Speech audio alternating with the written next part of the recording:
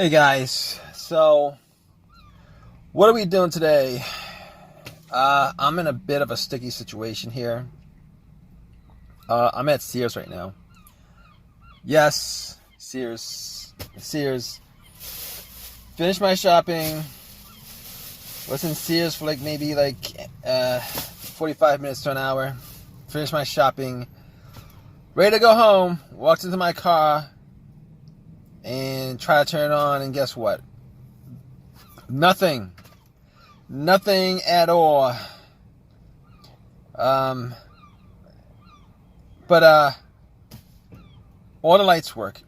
I mean, everything on the lights on the dash work. The radio works, the blow motor works, everything works. But I'm trying to turn this car on, and it's not cranking over. And I've tried it 15 times. Back and forth. I tried it 15 times and it won't crank over. So basically what I did was I went out and I checked my headlights. I was thinking the battery. I don't know why I'm thinking the battery, but I've only been out of the car for like an hour and a half. Well, I'd say about an hour. And I didn't leave the lights on because it's 4 o'clock in the afternoon. I didn't leave the lights on at all. I didn't leave anything on. I'm pretty sure it's not the battery. In fact, I know it's not the battery at this point. But let me just give you some backstory on this. I had this situation a couple of times during the last 6 months where I couldn't get the car to start, but I played around the terminals to the battery. I kind of wiggled it a little bit, got to start. I actually did that about 15 minutes ago. Didn't do anything. So that's not the cause of it. About a month ago, I did have this situation where I was right in the morning. I was ready to go to work. I got into my car and it wouldn't crank. So I did it about 3 to 5 times, pressing the gas. 3 to 5 times I did it, and eventually it did crank up and it did start. This time around, I did it 15 times and nothing. All right, nothing happened. So I was able to get somebody to help me out with a jump. This car right next to me, nice guy, parked right next to me and put some cables on it. Nothing. Same thing. All the lights work. Everything else works in the car. Like all the internal electronics work in the car, but nothing else. It won't crank, and it's not the battery. Obviously, it's not the battery because I did try to jump it. And got the battery about a year ago. I don't think the battery has any issues. Because if once you put cables to it, it should work. But that didn't work. So it's not the alternator. I mean, I'm just troubleshooting at this point. It's not the alternator because the car would have to be running. It would have to be running, and then die out and then not start for that to be the alternator. And then you put cables on it, and then after you put cables on it, take it off. The car would die afterwards. So I've been through these kind of situations before. So I've had an alternator die on me while I was driving, and couldn't get the car to start. It wouldn't crank, but once you put cables to it from another car, or from an auxiliary battery or whatever, it will crank up and start. But once you take that power off, cables off, the car will die. I mean, most of the time, alternate issues happens when you're driving on the road, but that wasn't the situation. All right, this car was completely off when I got in here. So basically, what I'm left with is either some kind of electronic issue or maybe the starter that's causing it not to work. So, but I mean, it could be a fuse. Could be a fuse. It could be the relay, but I don't think it's the relay. Reason why I don't think it's the relay is the reason why I don't think is the relay is because I do hear a click. I mean, I hear a couple clicks actually. I've heard the car click. Couple clicks. I've heard the car click. Every time I try to start it, the car will click. It'll click. It'll click. It's like a click. So it'll click. So that means that there is power going to.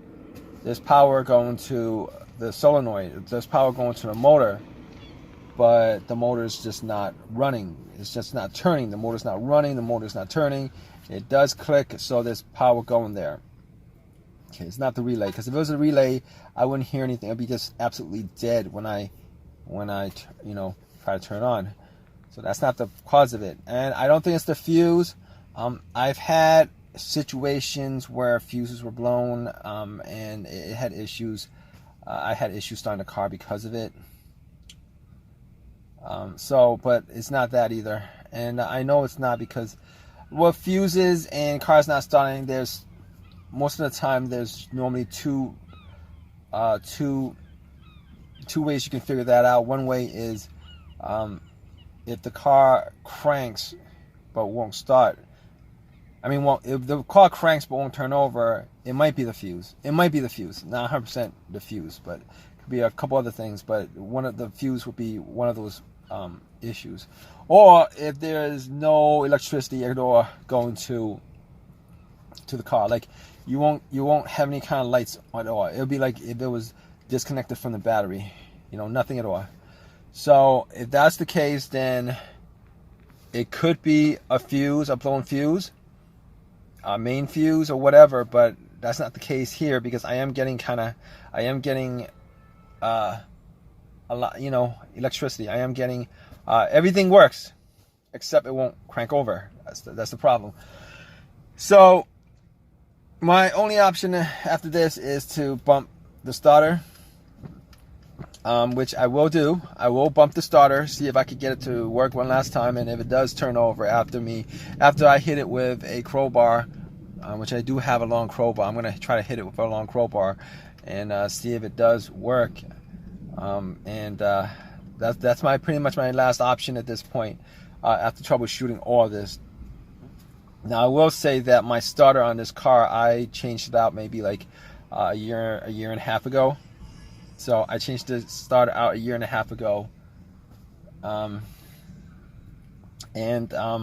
am right now really disappointed that I didn't get an OEM starter. I bought a rebuild starter for warranty on it. I don't know how long that warranty is, maybe like 1 year, lifetime. I don't know. I think it's a 1 year warranty or whatever it is.